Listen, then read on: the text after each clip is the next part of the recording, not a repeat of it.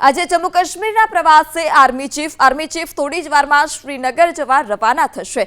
સુરક્ષાની સ્થિતિની સમીક્ષા કરશે આર્મી ચીફ।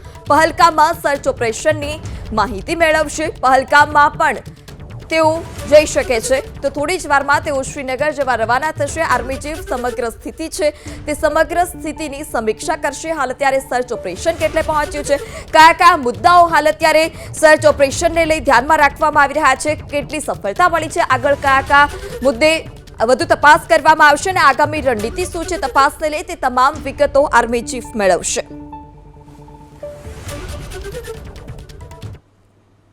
લોકસભામાં વિપક્ષના નેતા રાહુલ ગાંધી આજે કાશ્મીરના પ્રવાસે। રાહુલ ગાંધી આજે જશે જમ્મુ કાશ્મીરના પ્રવાસે। પહલગામમાં આતંકી હુમલાના ઈજાગ્રસ્તો સાથે તેઓ મુલાકાત કરશે।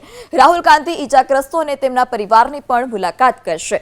તો પહલગામ આતંકી હુમલો કે જેમાં 26 લોકોની હત્યા કરી દેવામાં આવી છે, 3 ગુજરાતીઓનો પણ સમાવેશ અને એક બાદ એક નેતાઓ જે છે તે જમ્મુ કાશ્મીરના પ્રવાસે જઈ રહ્યા છે, જમ્મુ કાશ્મીરની મુલાકાત લઈ રહ્યા છે। જે તે વિસ્તારમાં આ ઘટના બની છે ત્યાં જઈ રહ્યા છે, સમગ્ર સ્થિતિ તાક મેળવી રહ્યા છે। ત્યારે રાહુલ ગાંધી પણ કાશ્મીરના પ્રવાસે અને જે ઈજાગ્રસ્ત લોકો છે તે ઈજાગ્રસ્ત લોકોને પણ તેઓ મળવાના છે અને જે તેમના પરિવારજનો છે પરિવારજનોની પણ મુલાકાત કરશે।